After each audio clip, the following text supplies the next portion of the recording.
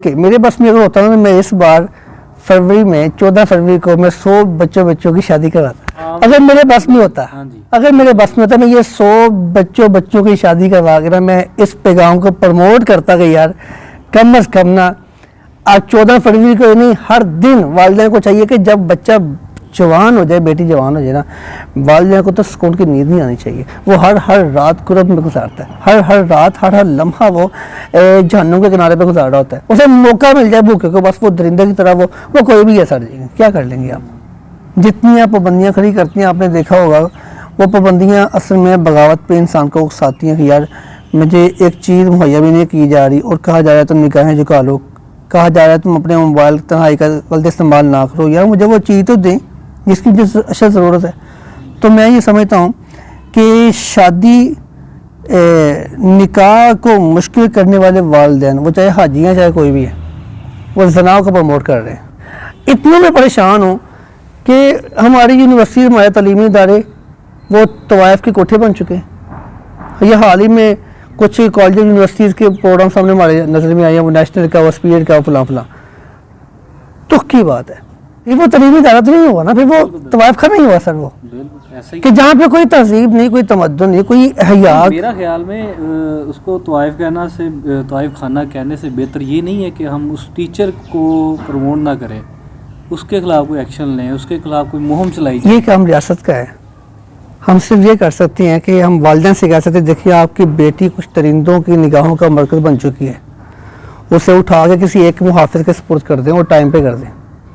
ہم یہ والدین سے کہہ سکتے ہیں.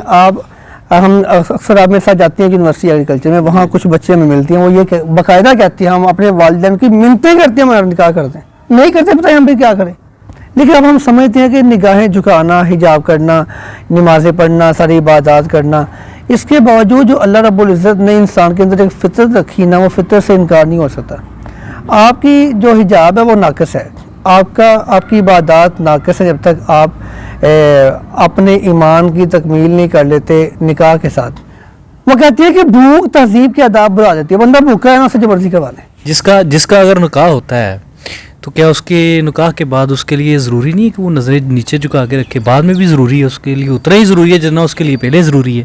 احکامات جو نا اللہ رب العزت کے وہ انسان کی فطرت کے عین مطابق ہیں, اور نگاہیں جھکانے کا حکم جتنا پہلے ہے اتنا ہی بعد میں ہے. لیکن حقیقت بات ہے کہ پہلے نگاہیں جھکانے سے بعد میں نگاہیں جھکانا آسان ہے.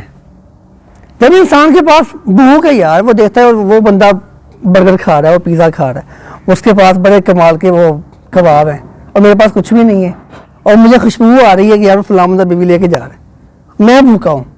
اب وہ بھوکا جو شیر ہوتا ہے یا درندہ ہوتا ہے, یا میں اکثر کہتا ہوں یہ جو بھیڑیا ہوتا ہے نا, یہ کسی جانور کا نام نہیں ہے, یہ فرعون جانور کا نام نہیں ہے, یہ کردار کا نام ہے. تو اس لیے میں سمجھتا ہوں کہ 14 فروری کا ہمارا اہم ترین پیغام یہ ہے کہ نہ کوئی برات ہے, نہ کوئی یہ جہیز ہے, نہ کوئی اس میں رسم حنا کا پرابلم ہے, نہ آپ کو, اگر آپ نے اسلام کو فالو کرنا ہے تو رسومات سے اسلام منع نہیں کرتا اگر آپ اپنی مرضی سے کرنا چاہتے ہیں. لیکن قرضے لے کے ایک بیٹی کا بھی نکاح کر کے بندہ فارغ نہیں ہوتا, قرضے اتار رہا ہوتا ہے, اگلی بیٹی کا ٹائم آ جاتا ہے. تو یہ نکاح کو مشکل کرنے والے وہ لوگ جو زنا کو آسان کرتے ہیں, اس کے راستے ہموار کرتے ہیں, یار کوئی پرابلم نہیں ہے. تو اس لیے میں سمجھتا ہوں کہ فروری میں اپنے بچوں کی پوری کیئر بھی کرنی چاہیے, لیکن ان کو ان کا سلوشن دے کے کہ ان کو کیا کرنا چاہیے, نوجوانوں کو اپنے آپ کو کیا کرنا چاہیے, والدین کو کم از کم جتنی جلدی ہو سکے 18 سال کی عمر بیٹی کو اور 21 سال کا بیٹا, اس سے اوپر نہیں جانا چاہیے, شادی کرنی چاہیے. اگر تو اس لیے 14 فروری آ رہی ہے, اسلام میں ہر دن محبت کا دن ہے, ہر دن احساس کا دن ہے. لیکن جب آپ ایک جعلی محبت کے ساتھ کسی کی بیٹی کے ساتھ, کسی کے بیٹے کے ساتھ اس کے احساسات سے, جذبات سے کھیل رہے ہوتے ہیں, آپ محبت نہیں پروموٹ کر رہے ہوتے, آپ نفرت پروموٹ کرتے ہیں معاشرے میں, جس کے ساتھ اس کا بھائی, اس کی بہنیں, اس کا پورا خاندان ڈیمیج ہوتا ہے. سر ہمارے ایک تصور ہے کہ اور بچی بڑی شریف ہے, بیٹا بڑا شریف ہے, اور یار اگر وہ شریف ہے اس کا آپ نے کتنے امتحانوں لینا ہے. اللہ کا شکر تھا کہ اس نے آپ کا جو نام ہے وہ خراب نہیں کیا, اللہ نے اس کو بچایا ہوا ہے. کوئی نہیں بچتا الا من رحم ربی.